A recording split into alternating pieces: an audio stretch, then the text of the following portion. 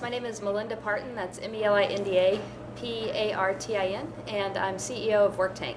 WorkTank is an integrated marketing and advertising agency. We do everything from integrated campaigns spanning the spectrum of print, broadcast, web, out-of-home event creative.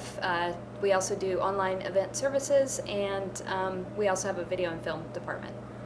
Chief Executive Officer. CEO in our organization is a little bit of everything. I was one of the co-founders of the company, and so my job has certainly transitioned over the last 8.5 years, from doing more hands-on project work to now more overseeing the company's operations and a lot more delegation. My dad was an entrepreneur. He is an engineer by training, and so he designs and sells parts to gas and oil companies. He also has a mini storage business, and he also has a tree farm. And he's also had a tractor dealership. It was kind of drilled into my head that being an entrepreneur was the thing to do. My dad's parents were entrepreneurs. My mother's grandmother had a dairy in Houston. The first job I ever had was actually exercising horses. When I first got out of school, I worked for a nonprofit and then decided to go back to business school. And so my first job in the private sector was at Microsoft for Microsoft Sidewalk, and so fell in love with the internet as a communications and creative and storytelling medium.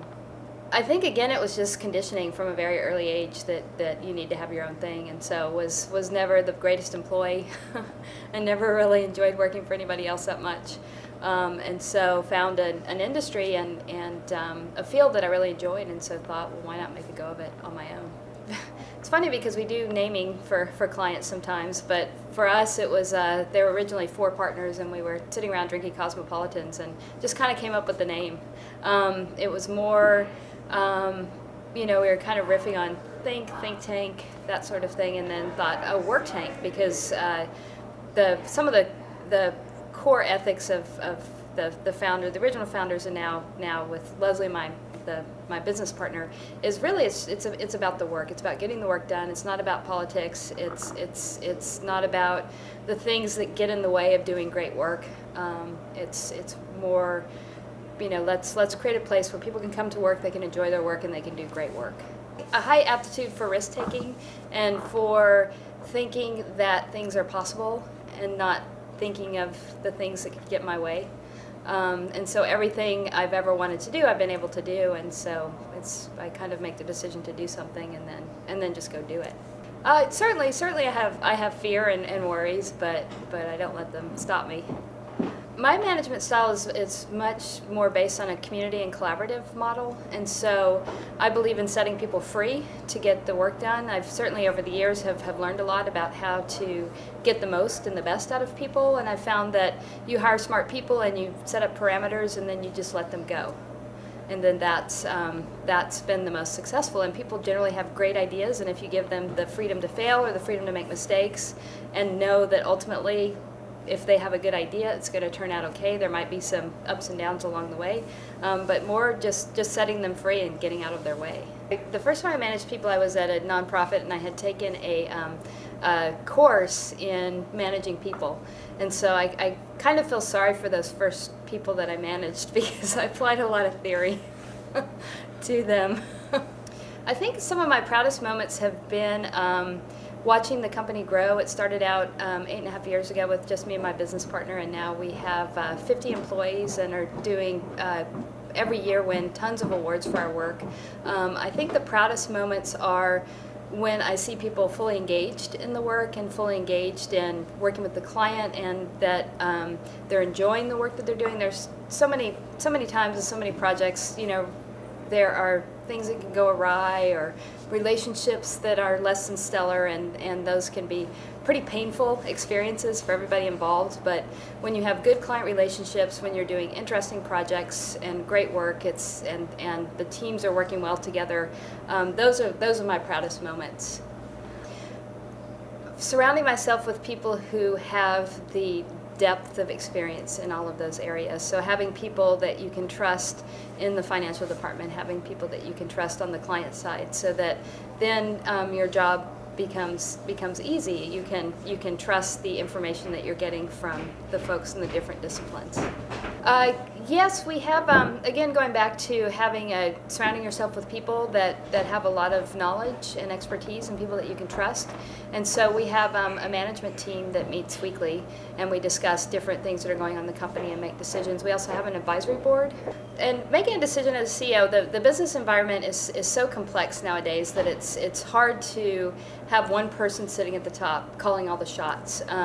There's so many factors, environmental, business, people, talent, just so many factors to consider, that surrounding yourself with people who have expertise in different areas and presenting them with the information and then relying on the feedback that you get from them to make the decisions. Ultimately, it does come down oftentimes to your gut. Is this the right thing to do? Is this might seem like the risky decision, but I know in my gut it's going to work. I think in Seattle we are so fortunate in that we have large Fortune 500 companies and then we also have a lot of people with a real entrepreneurial spirit. I think people that head out west for the same reasons that they did back in the 1800s, for a different type of lifestyle and to be able to be more adventurous and to expand their wings beyond maybe on the East Coast, where it's a little bit more tradition bound, and so the combination of that sort of spirit as well as the job opportunities available creates an incredible and diverse and talented pool of people from which to work with. My business partner and I both really wanted to create an organization that was different from a typical workplace where people are climbing over each other to get to the top. We really wanted to create a very collaborative environment where all people had to worry about was, is the work I'm doing the best work I can do versus, is that person coming after my job or that sort of thing. And so I think we've done a good job at creating that sort of environment. This year, 2009, has definitely been a tough economic time for everybody. And what we've tried to do is balance business being down with innovation, and also figuring out ways to cut expenses that don't involve cutting the company, so that when things recover, we're not poised to take advantage of that. So really setting people free to be more innovative in ways to work with clients, to get new clients, as well as holding out a lot of faith and hope that we do great work, we have great people, we're going to be there when things turn around. Values that are important to us as a company are respect, so a lot of respect for everybody at every level within the organization, and understanding the value of the contributions that they provide to the organization. Community, as an organization, we're a community of people. We're also part of a larger community. Our employees have families and parts of communities that they belong to, and so really understanding the importance of our place as a company that we play in those smaller as well as larger communities. We support our employees in volunteer efforts and community efforts, and sponsor those activities. Fun. This is a fun business, and oftentimes we lose sight of the fun that we can have in this crazy crazy business. A lot of times advertising gets a bad rap. I think it's right up there with lawyers and used car salesmen. But what we really strive to do is work with our clients to figure out what business results they want to achieve. Really, it's about how do our clients make money? How do they sell their services? How do they build their brands? And so really working with our clients to advise them on what's going to work for them, and not just do what they ask us to or what they tell us to, but standing behind our expertise and our knowledge and advising them the best we know how, because if we do something and it doesn't work, then nobody wins. Yes, then my parents are very proud.